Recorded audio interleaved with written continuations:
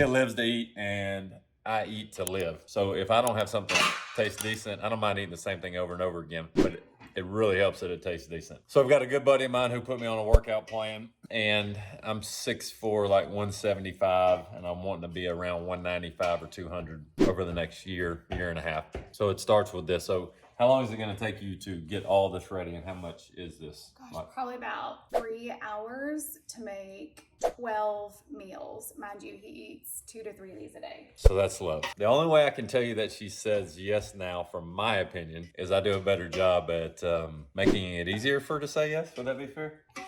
Okay. You appreciate it. I'm appreciative. I'm very appreciative. And now that we have more time that we control most of the time, we focus on getting the kids to school, doing all those things.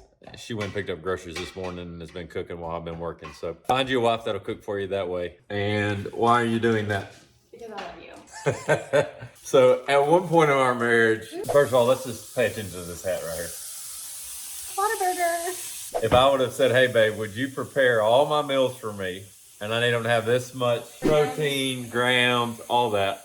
I'm gonna go out on a limb and tell you all that. We've been married, what, 16 years? Yeah. We'll go out on a limb and tell y'all that she would have been like, you're crazy. I'm not making none of your food other than what I cook for our family. So we have 4 kiddos. She's an awesome mom. She cooks. She loves cooking. So a little bit about what she's got going on here. I'm going to flip it around. Well, I can't.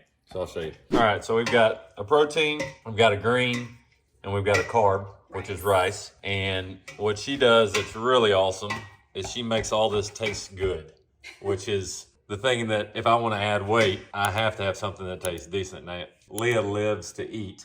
She loves good food.